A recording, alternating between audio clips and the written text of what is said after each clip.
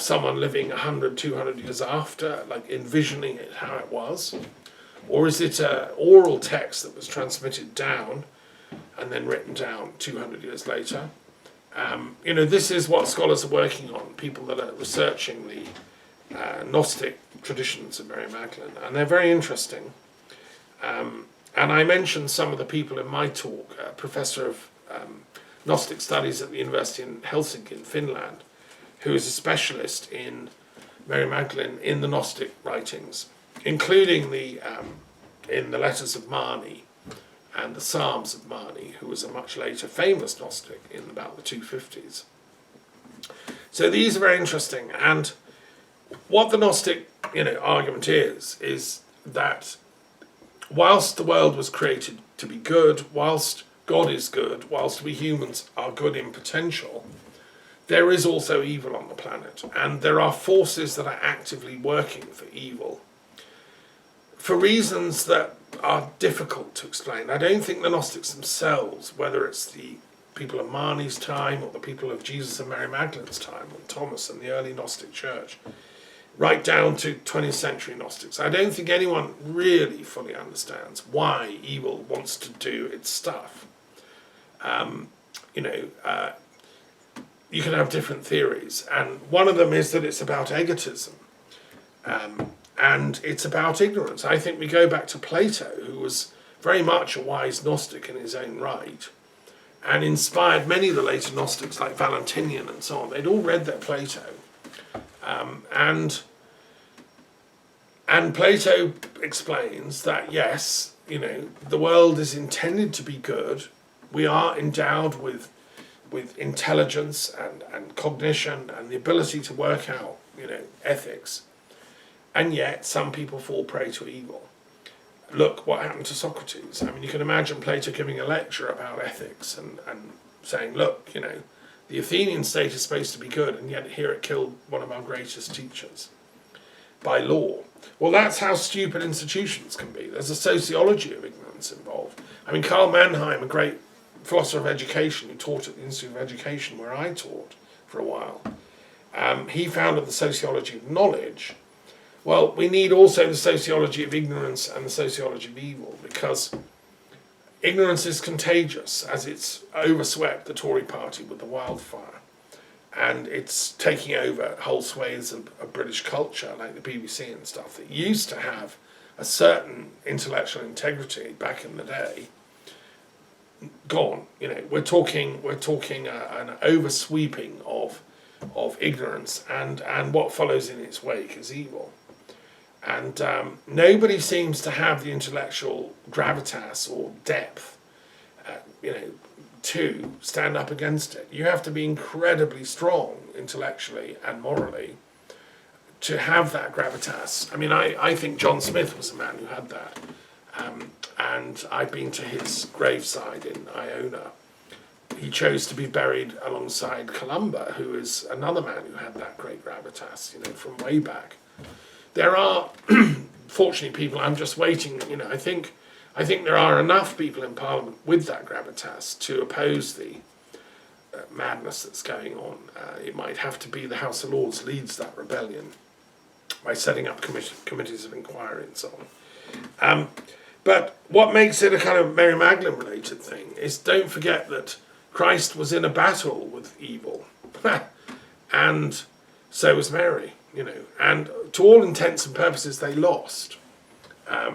My friend, the late Druid Christian Douglas Lyne, said Christ was a loser, he lost. And he was going to write a book about famous losers. Well, he lacked a bit of faith, I would say, because the point that Steiner and all the great commentators on Christ's story explain is that Christ didn't lose.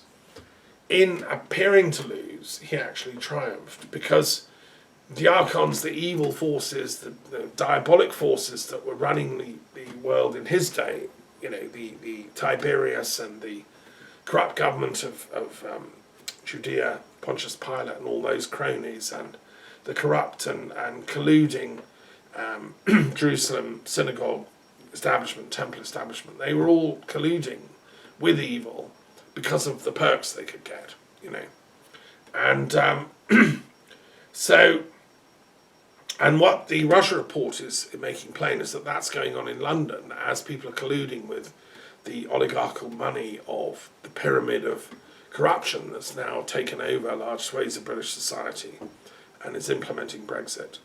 And most good, decent, honest Brits, maybe they voted for Brexit, maybe they didn't, who are saying, oh, well, they won, let's just get on with it. They haven't got a clue of the level of evil that went into ensuring that Brexit won. Cummings, who led the whole thing, is truly a thoroughly ignorant, morally ignorant and evil person who has broken the law, and he should be in prison. The trouble is that these people are inventing crimes using cyberspace that are not yet on the statute books. They're inventing like murder by silencing, as they've tried to do to Chris Wiley, who blew the whistle and explained what's happened. I hope Chris Wiley's body isn't found in East London, where he's hiding at the moment. Chris, come and visit France here, the headquarters of the Institute of Peace Studies. We can put you to work. So, yeah, we're living in a world where Mary Magdalene's worst nightmares and Christ are actually coming true. It's like Nero and Tiberius are trying to do a desperate last stand to take over the forces of goodness.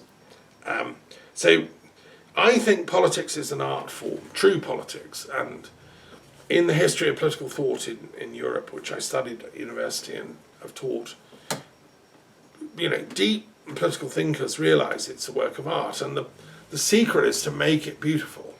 The secret is to make everybody happy as possible. That was Aristotle's genius insight, who sat at the feet of Plato, reflected on his teachings for 2 decades, and then when the master died, he founded the Lyceum to carry on with the teaching in a new guise, and he invented political philosophy, and he invented political ethics, as well as ethics as a discipline. And his argument was that the purpose of politics is to advance general happiness, the well-being, we would now say. And happiness studies has become slightly in vogue, and that's great, But how we can create out of the moral chaos of Brexit and of the bifurcation and schizophrenia it's caused in British society, how can we get happiness out of that? Well, there are various scenarios. You think it through. I still think that the only way to get lasting, enduring happiness out of this situation is to have a second referendum for the whole country. I think the Scots have also got to have a referendum on their independence. They've earned it. People have to give the Scots the right to choose that. They have a right to choose to be an independent country, part of the European Union, at the hub of the project of European internationalism and peacemaking. And that should be their moral right. I think the people of Northern Ireland also have a right to a referendum if they want to stay in the European Union and rejoin the Republic, or perhaps be an independent little nation called Northern Ireland. I don't know. These are questions that should be put to the people of Northern Ireland. What the English establishment doesn't have is, and let's call it the English oligarchical, extreme capitalist, conservative run establishment, doesn't have the right to do, because it's not making people happy, is to implement its idea of UK continuing on in a post-Brexit world of nightmare, imposing its will on the people of Scotland, denying them a right to any referendum for decades, and imposing control over Northern Ireland and disallowing them the right to choose to stay in the European Union as part of the Republic. That's the agenda and the plan of the Conservative oligarchs that have taken over control of London's Westminster establishment, in the Commons at least. And that's what they're trying to push. Well, I oppose that vision as an artist, because it's unethically, it's unbeautiful. It doesn't appeal to me aesthetically. It's like a Francis Bacon painting of horrors, where Scotland, you can imagine, is sort of sitting on a throne surrounded by wires and screaming, but you can't see, like the cardinal in Bacon's painting. And the English are just, pretending it's not happening, silencing it, sticking plasters over the mouth, gouging out the eyes like the Inquisition used to do. What people don't realise, and it is interesting, is that Simon de Montfort, who founded the UK, or the English Parliament, is the son of the most cruel and vicious and tyrannical crusaders who tried to wipe out the Cathars, using methods of Inquisition that were beyond anything acceptable. It was him that authorised the mass slaughter in Béziers on July the 22nd, and it was him that killed the people in Bram and elsewhere. He was responsible for enormous war crimes, and his son went on and became the Earl of Leicester and a sort of agitator in Britain. And one of the agitations that he did led to this idea of Parliament, and he's always hauled up before the gallery of the faithful as, you know, a great man. I don't think he was a great man. I think he was a flawed man, as was his father. And that tyrannical cruelty still shines through this idea that Parliament has the right to do anything it wants, even against all law, right reason, and cosmic common sense, just as Simon de Montfort Sr. did against the Cathars. No, we are bound by the laws of karma. And this is the point I was making last week about karma and history. Every nation is bound by the laws of karma. Every institution is. And you don't have to be a Buddhist or a Jain or a Hindu or a Druid seer to realise that. But it does help.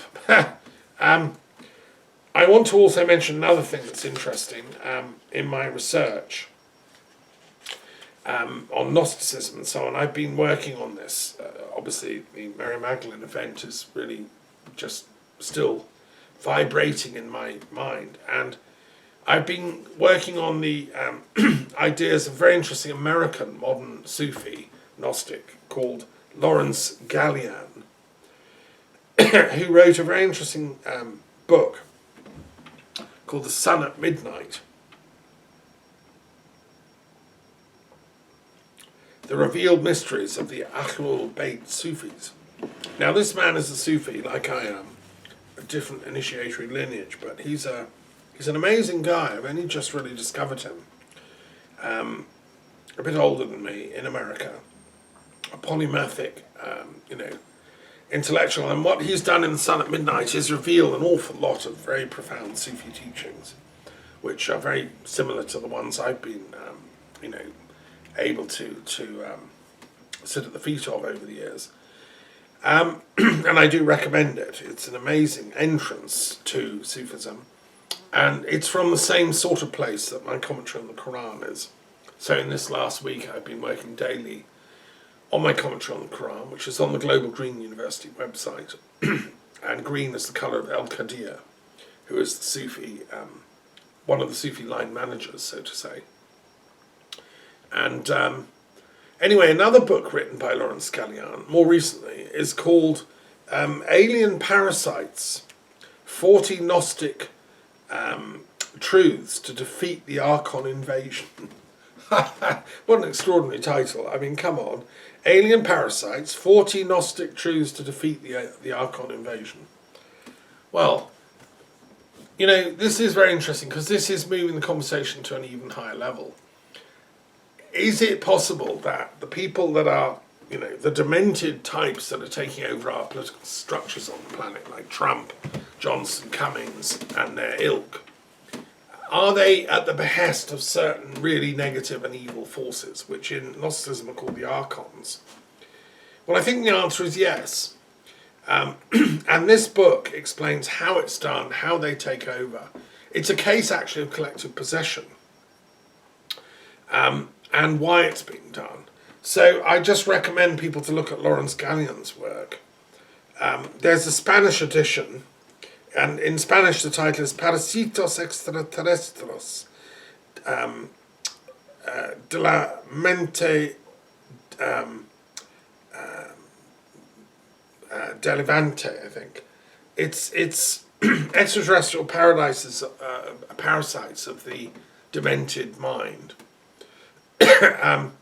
And he points out rightly that for Christ, when people get diabolic, they literally are possessed in some way. And one of the things Mary Magdalene and Christ were doing was exercising.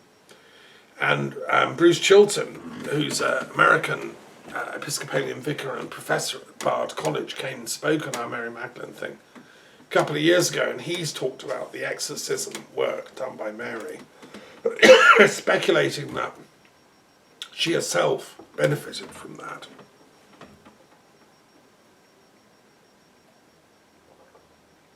So I think there's a need for collective exorcism on the planet. And yeah, whether you say it's just bad ideas that infest people's mind, like a sort of intellectual pandemic of ideas of negativity, or whether it's sort of actual Archons, extraterrestrials from other world systems, I don't know. What I do know is that some of the people I find, some of the weirdest people I've met in the last 2 or 3 years, who are strong believers in extraterrestrials, who believe they're in contact with them, are extreme Brexiteers. And they have argued to my face that Brexit is a project of the extraterrestrials, and I'm backing it. And they seem to me pretty demented.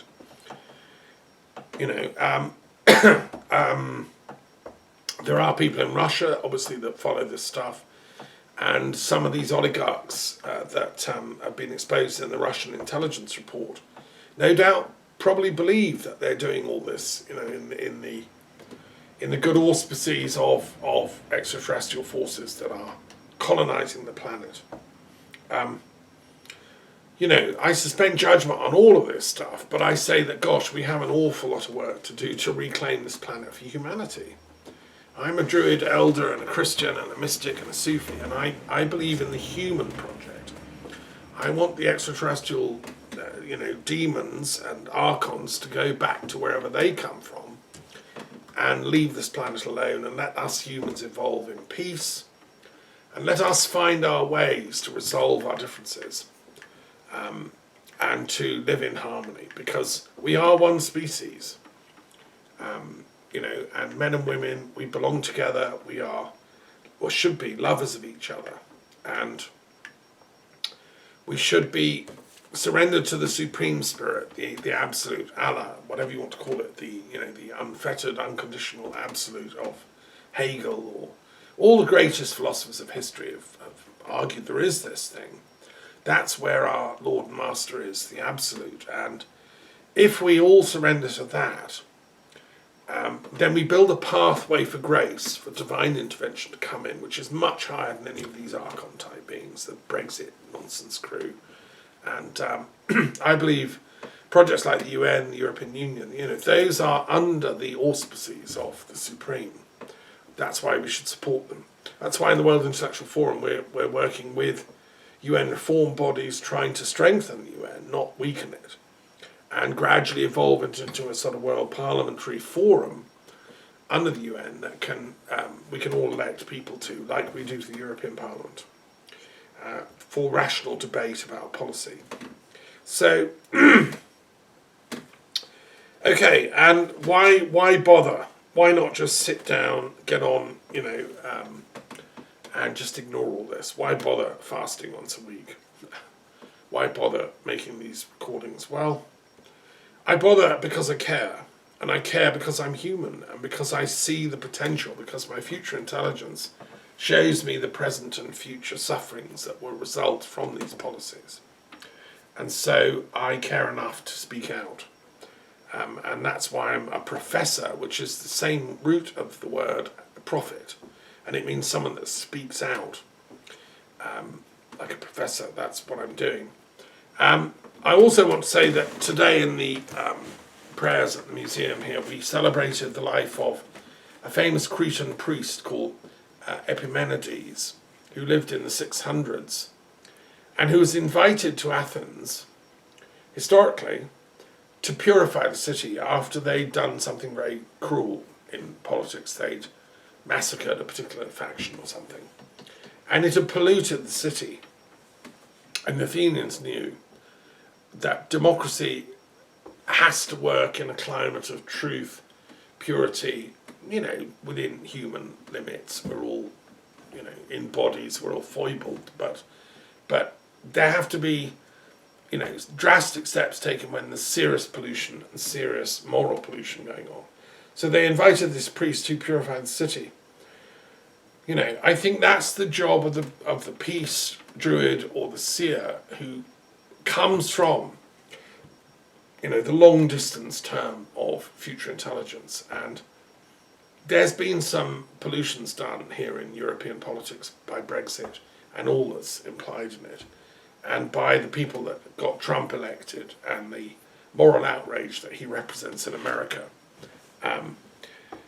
There's question marks about, what aspects of research went into the pandemic of COVID that need resolving, and the evil that science does in its name, without any ethical boundaries to its hunger for power and militarization of knowledge, need opposing.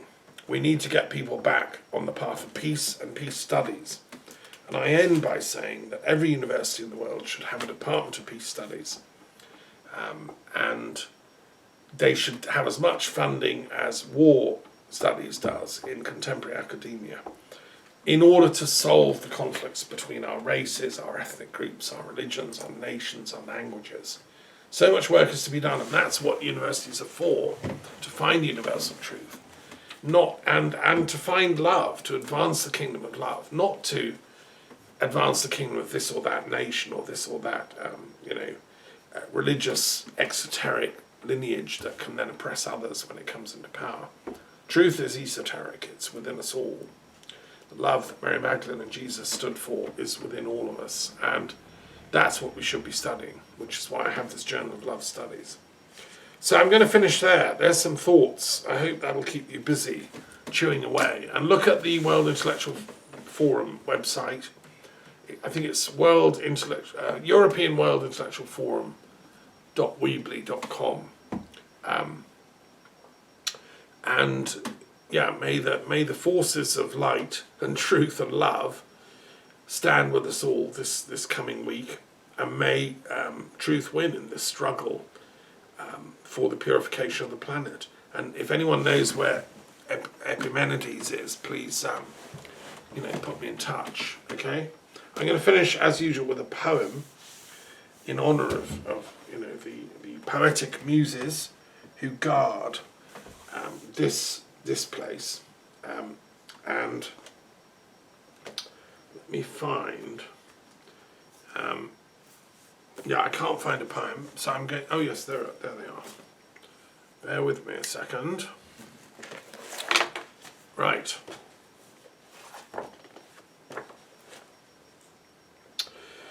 Okay, so this is a poem I wrote in Miletus in what is now Turkey in 2014. Miletus is the city where many philosophers came from. Thales, who argued the primal arche of everything is water. I love Thales.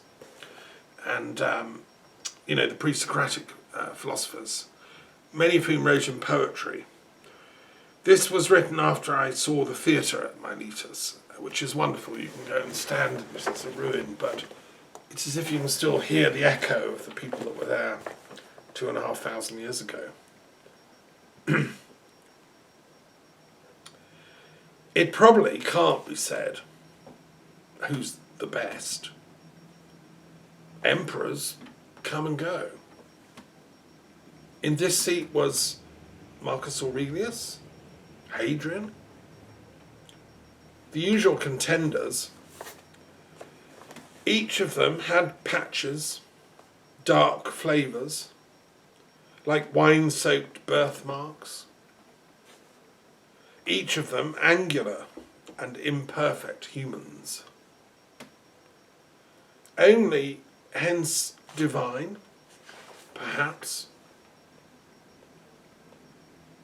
Meanwhile, as the contenders chattered in some vestibule of the afterlife, the harbour silted up. The waves stopped lapping. The new shore stretched further and further out. The meanderings of time left us beached and brazen in the sun. sinking into old Mother Earth's bosom. The voices of the actors died away. The laughter, the tears, replaced by the birds chirping, the roar of traffic. Perhaps the pen really is mightier than the sword.